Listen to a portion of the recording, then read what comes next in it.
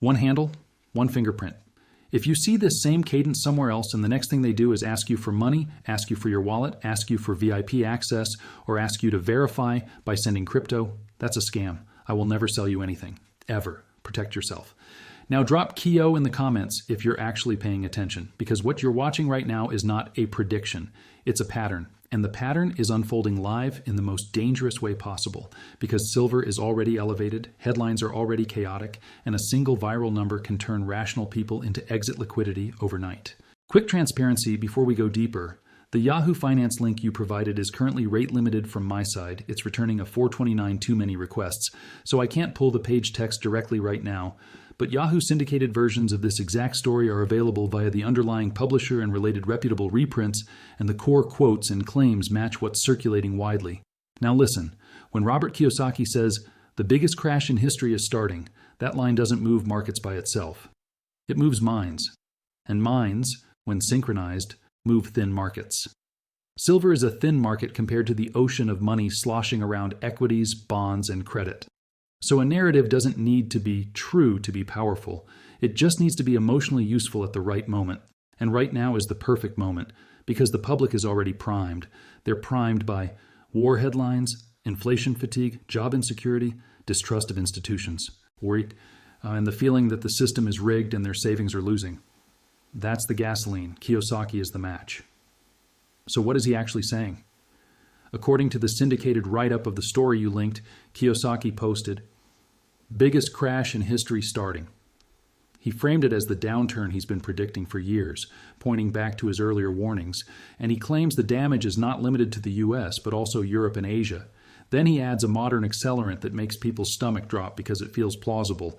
He ties the crash risk to AI wiping out jobs and the downstream impact on real estate, especially office and housing markets. Then comes the conversion. Fear is useless unless you give people something to do. So he does what he always does. He turns fear into a shopping list. He says his suggestion is the same. Buy more gold, silver, Bitcoin, and Ethereum. Now here's the part that makes the clip go viral. He doesn't stop at buy silver. He puts a number on it. The story quotes him describing silver as the best and safest, and pointing to a path where silver could move much higher, even mentioning possibly $200 in 2026. That's the material. Crash now. Millions lose everything. Buy hard assets. Silver $200 by 2026. Now, your title is sharper. Buying silver at 95 now. His $200 war prediction is unfolding live. Let me be extremely precise because credibility matters. The syndicated piece I can access quotes him referencing silver around $50 in the context of that forecast. It does not give me a verbatim "I'm buying at 95" line. But there are other recent reports that Kiyosaki said he bought more silver and gave a 2026 $200 forecast. For example, Finbold reported he invested about $50,000 and bought $600 silver eagles, pairing it with a $200 target for 2026. So the correct way to frame buying now is not he definitely bought at exactly $95. The correct way is he's publicly repeating his buy more silver stance into a market that has already moved hard, and that repetition is fueling the crowd's belief that the next leg is inevitable. That distinction matters because we don't do fan fiction here. We do maps. And the map is this. Kiyosaki isn't a timing signal. He's a narrative amplifier. And narrative amplification is most dangerous when price is already extended because it pulls late buyers into the top of the wave.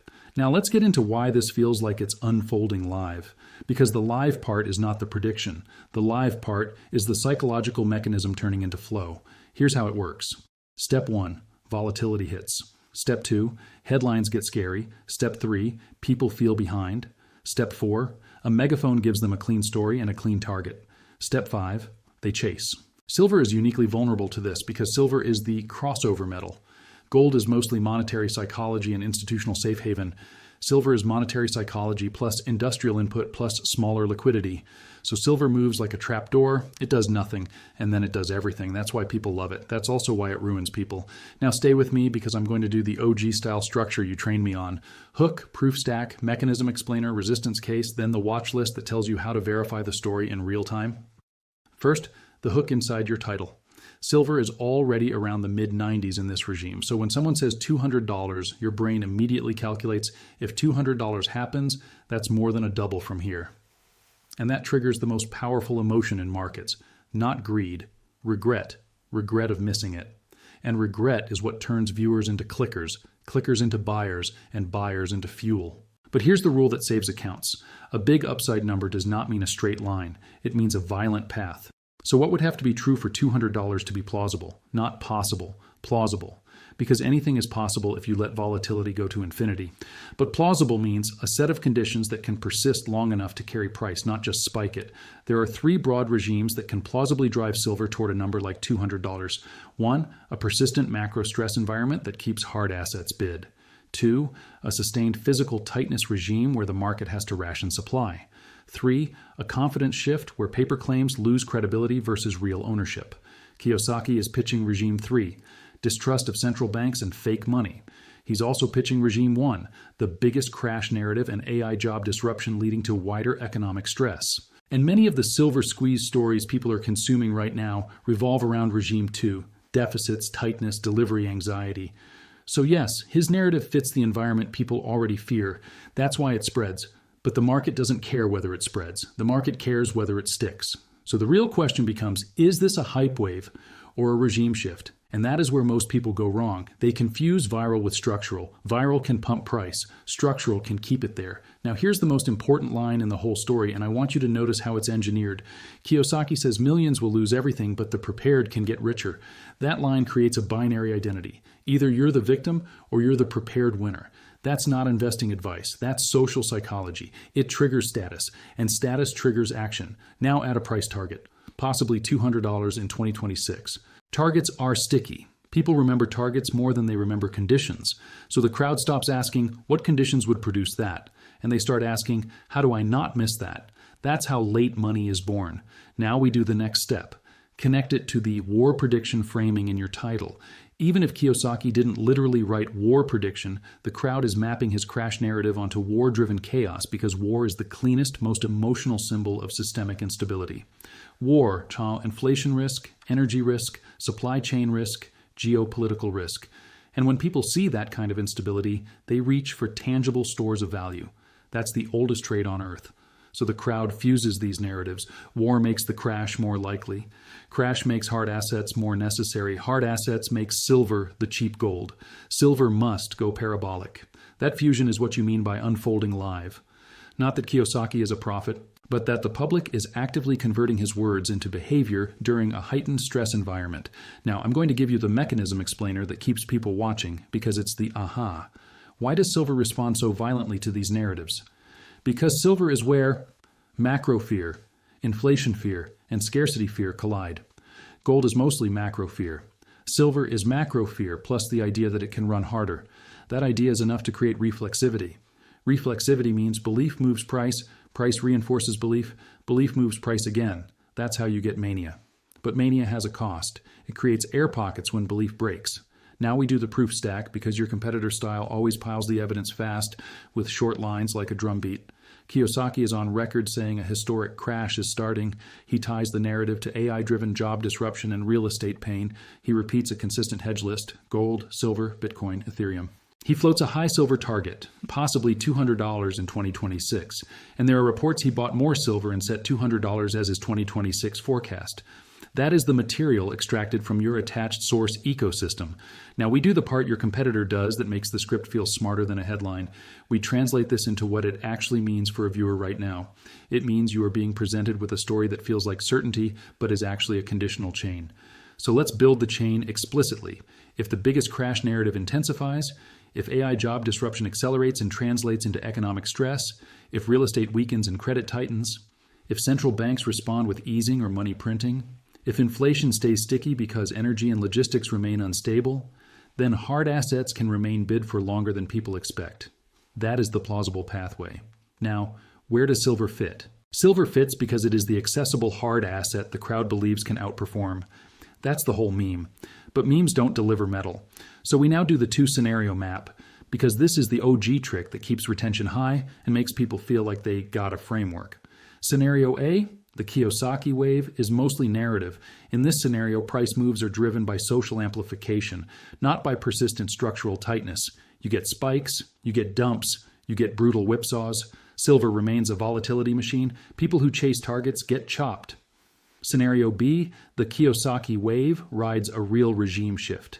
In this scenario, stress persists and the market's behavior changes. Dips get bought aggressively, the public increases allocation to tangible assets, and the marginal seller disappears. Silver starts acting less like a trade and more like rationing. Now here's the key. You don't decide scenario A or B by belief. You decide it by behavior. So what behavior do you watch? This is the single most useful tell in silver. On pullbacks, do buyers show up immediately, or do they disappear? In a hype wave, buyers vanish when the adrenaline cools. In a regime shift, sellers vanish because they don't want to let it go. That is the difference. Now, I'm going to put an open loop here because you asked for longer, and the longer version must keep people watching, not just talking. Here's the open loop. If Kiyosaki's $200 target is possibly true, what would the market look like right before it becomes obvious? Because the biggest moves always happen before consensus. And the answer is, it would look confusing. It would look like silver refusing to fall even when the news calms for a day. It would look like silver holding levels that shouldn't hold. It would look like a staircase. Now let's talk about the most dangerous part of this entire story, timing.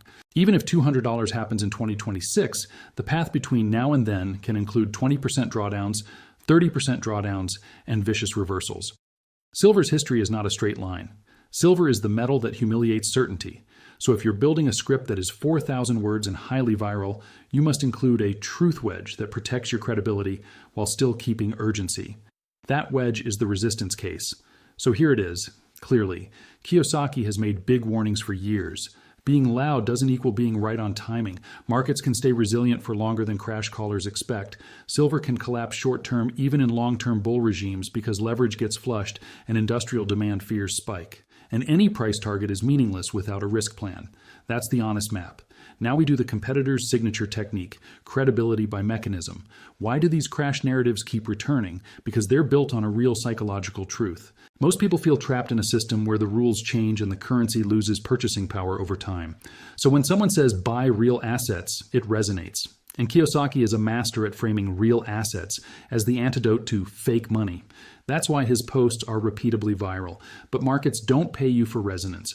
Markets pay you for correct execution under uncertainty. So the script must pivot to, here's how you verify whether this is real. And that's your watch list. Watch list item 1. Does the crash narrative translate into persistent flows? Not likes, not retweets. Flows. If gold remains firm and risk assets wobble, the fear bid is sticky. Watch list item 2, does silver begin outperforming on both green and red days?